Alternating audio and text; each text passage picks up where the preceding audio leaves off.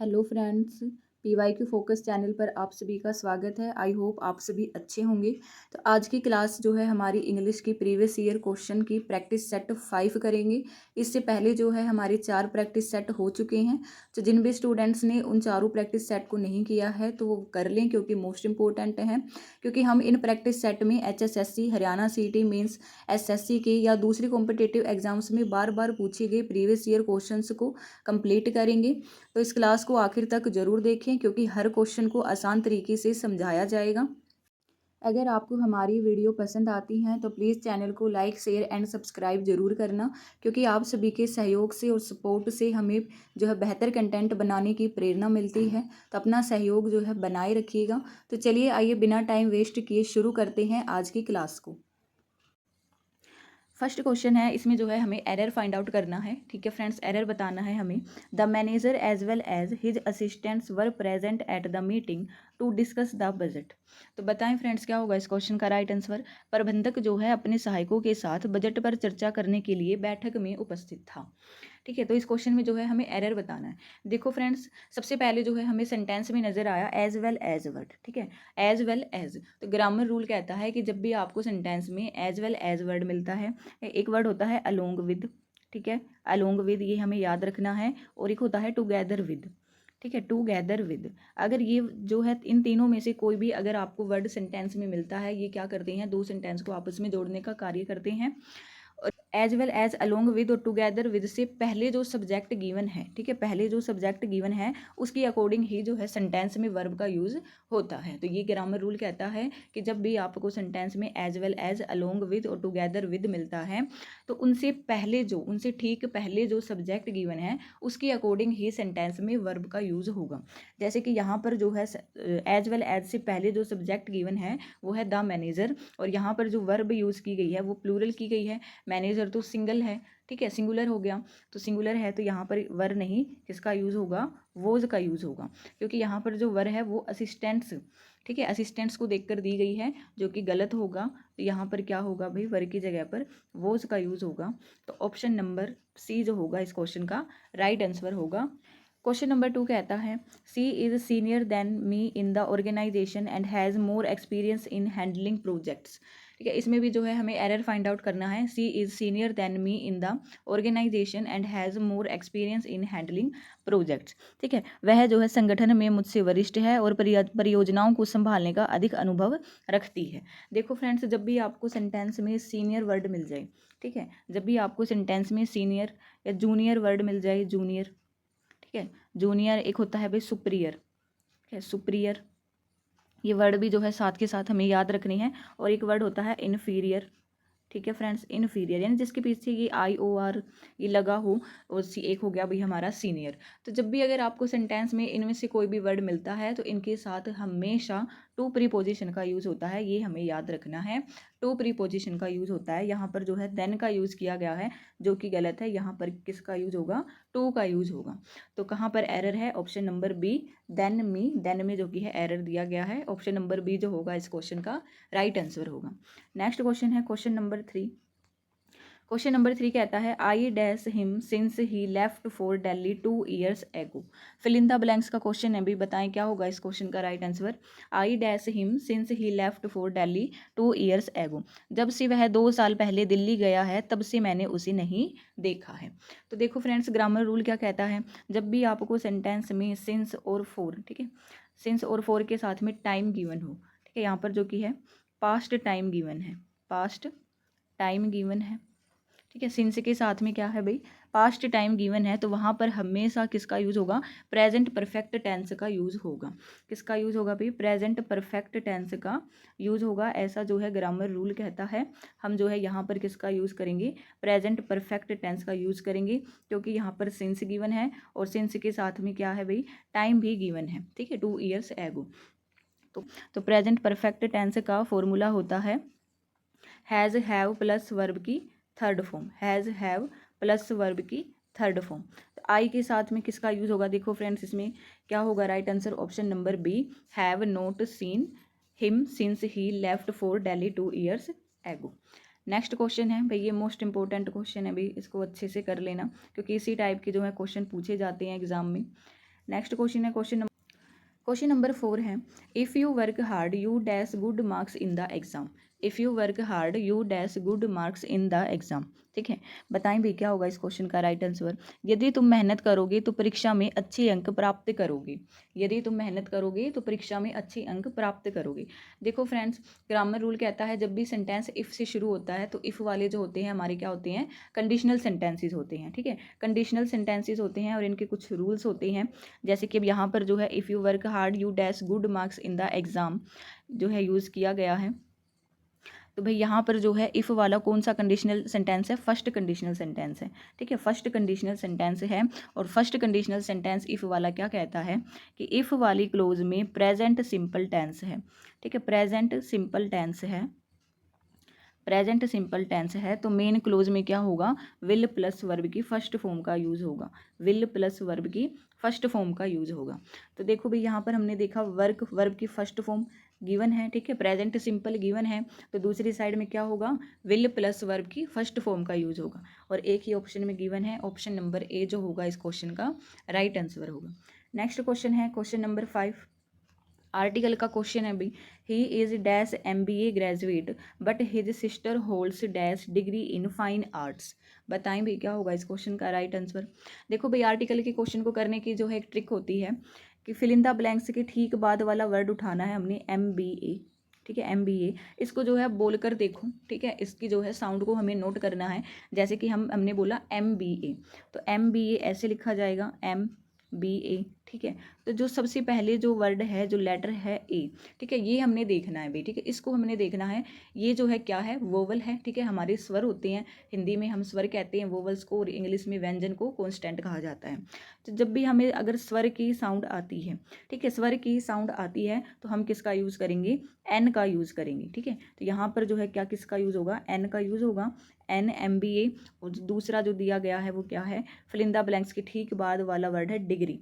ठीक है, और डिग्री को हम कैसे लिखेंगे, डिग्री। ठीक है, कुछ इस टाइप से लिखते हैं।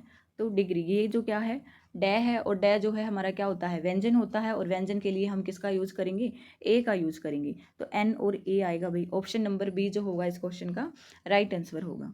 नेक्स्ट क्वेश्चन है question number 6, he gave me many advices regarding my higher education and future career. बताएं भी कहाँ पर एरर दिया गया है। He gave me many advices regarding my higher education and future career. देखो फ्रेंड्स, इस क्वेश्चन में जो है हमें वर्ड नज़र आया एडवाइजेज। ठीक है, एडवाइजेज कोई वर्ड नहीं होता है, एडवाइस वर्ड होता है। ठीक है फ्रेंड्स, ये हमें याद रखना है क्योंकि ग्रामर रूल कहता है कि एडवाइस क्या होती है, हमारा अनकाउंटेबल नाउन होता है। ठीक है, सलाह। ठीक है, इसका मीनिंग क्या होता है, सलाह। क्या हम सलाह को काउंट कर सकते हैं, नहीं काउंट कर सकते हैं। तो एडवाइस क्या है, हमारा अनकाउंटेबल नाउन होता है और अनकाउंटेबल नाउन के पीछे कभी भी एस या ES का यूज़ नहीं हो सकता है। यहाँ पर जो है एस दिया गया है जो कि गलत है। तो कहाँ पर एरर है, ऑप्शन नंबर बी में एरर है।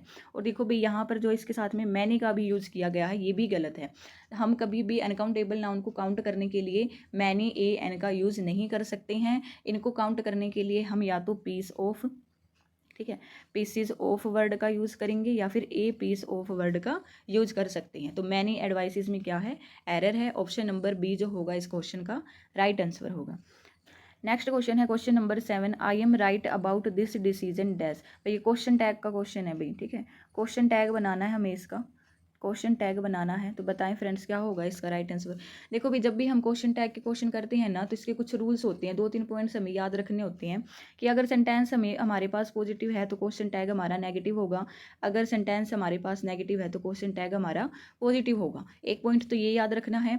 उसके बाद जो दूसरा पॉइंट है वो हमें ये याद रखना है, जो सब्जेक्ट गिवन है वो सेम रहेगा और जो हेल्पिंग वर्ब गिवन है वो सेम रहेगी।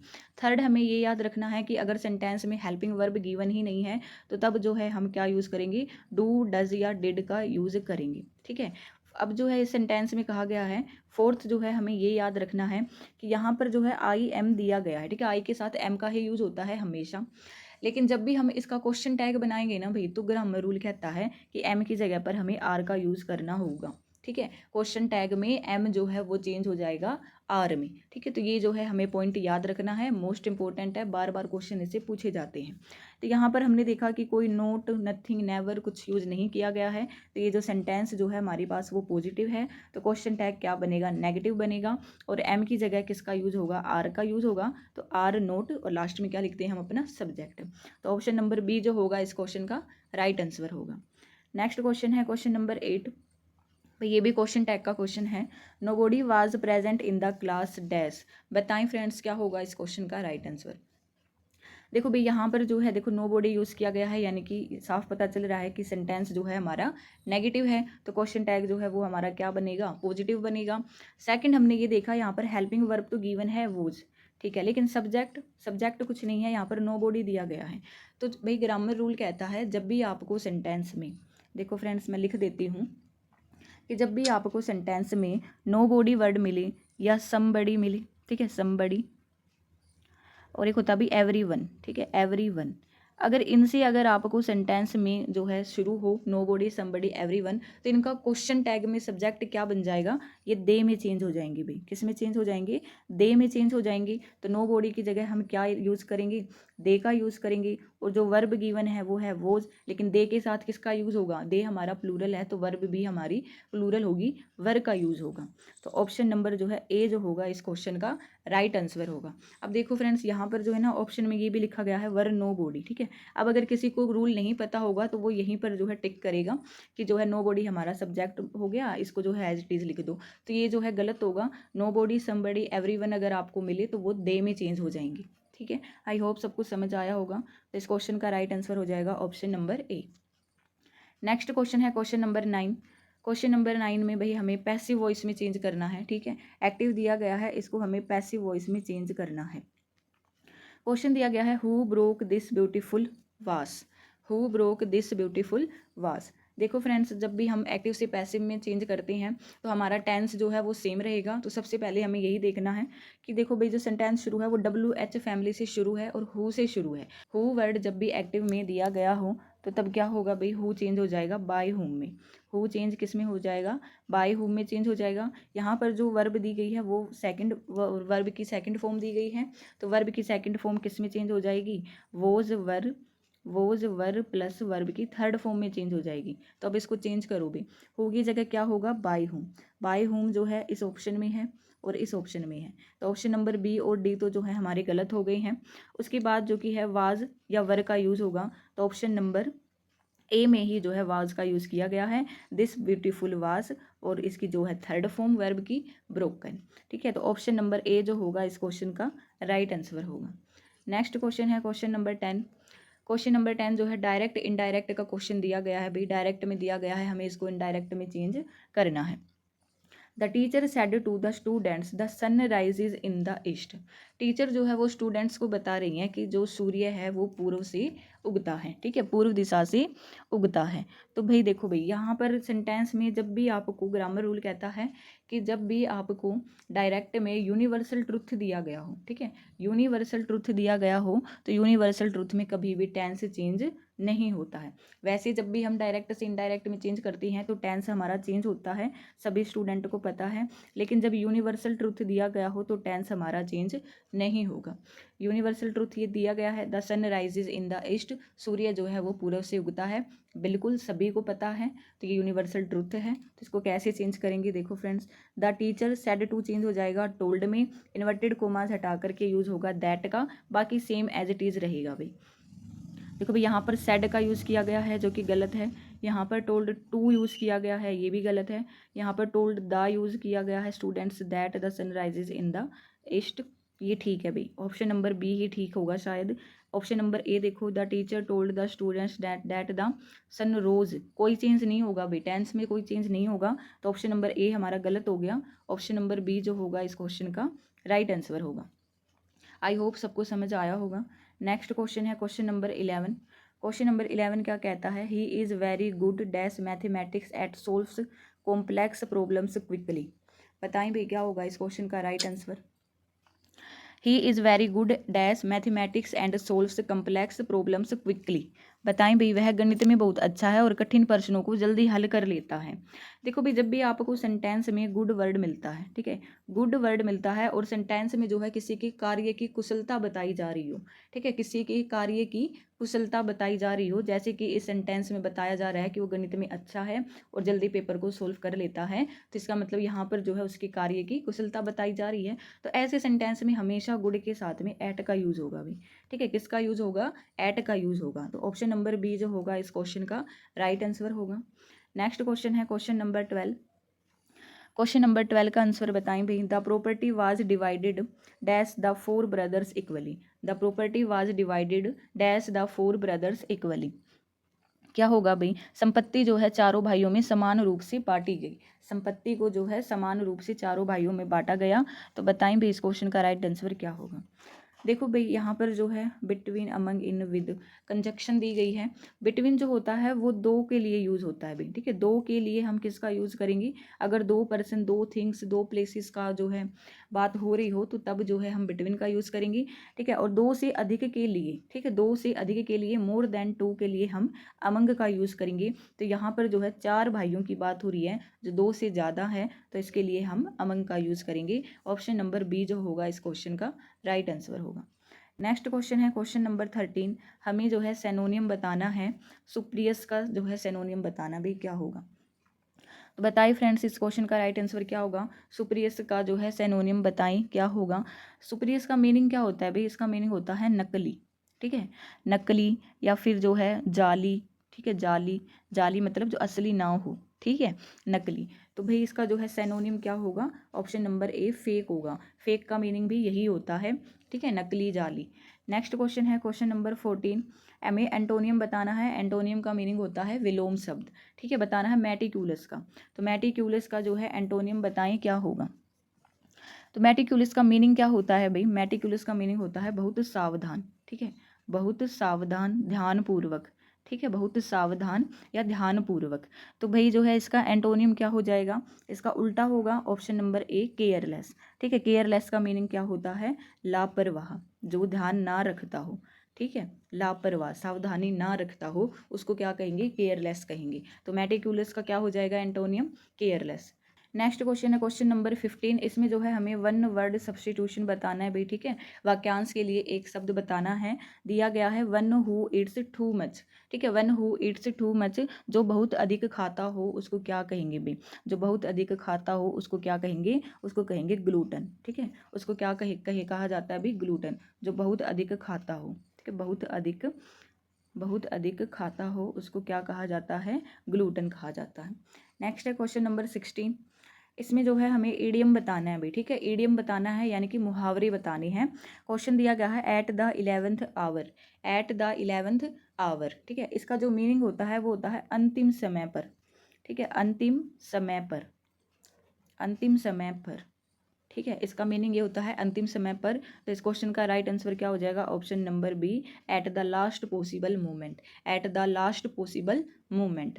नेक्स्ट नंबर 17 है, हमें इनकरेक्टली स्पेल्ड वर्ड बताना है। बताएं भी इनमें से कोई एक स्पेलिंग जो है गलत होगी, बाकी तीन जो होंगी वो ठीक होंगी। तो बताएं फ्रेंड्स क्या होगा इस क्वेश्चन का राइट आंसर। देखो भाई ऑप्शन नंबर सी जो होगा इस क्वेश्चन का राइट आंसर होगा। नेसेसरी की स्पेलिंग जो है यहाँ पर गलत दी गई है, बाकी सारी बिल्कुल ठीक है। नेसेसरी की राइट स्पेलिंग फिर क्या होगी, NECE, NECE SSARY, SSARY, ये जो होती है नेसेसरी की स्पेलिंग ठीक होगी। यहाँ पर जो है डबल सी दिया गया है जो कि गलत है, एक बार ही सी का यूज़ होगा। नेक्स्ट क्वेश्चन है क्वेश्चन नंबर 18।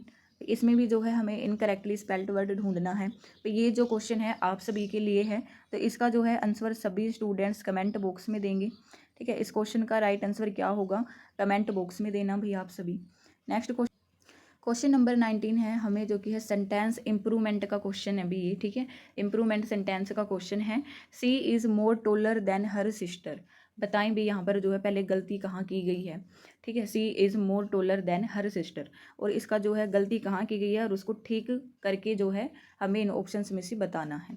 देखो भाई यहाँ पर जो है लिखा गया है मोर टोलर, मोर भी हमारी क्या है कंपैरेटिव डिग्री है, ठीक है, कंपैरेटिव डिग्री है, और टोलर भी क्या है हमारी कंपैरेटिव डिग्री है। तो दो कंपैरेटिव डिग्री एक साथ नहीं होगी भाई, दो कंपैरेटिव डिग्री का यूज सेंटेंस में एक साथ नहीं कर सकते हैं, ऐसा ग्रामर रूल कहता है। तो ऑप्शन नंबर बी जो होगा इस क्वेश्चन का राइट आंसर होगा। हम जो है more tall than her sister ऐसा बोल सकते हैं। ठीक है, she is more tall than her sister. Next question है क्वेश्चन नंबर 20। इसमें बताएं भी कौन सी वर्ब जो है फिट होगी इस सेंटेंस में। Bread and butter dash A wholesome breakfast.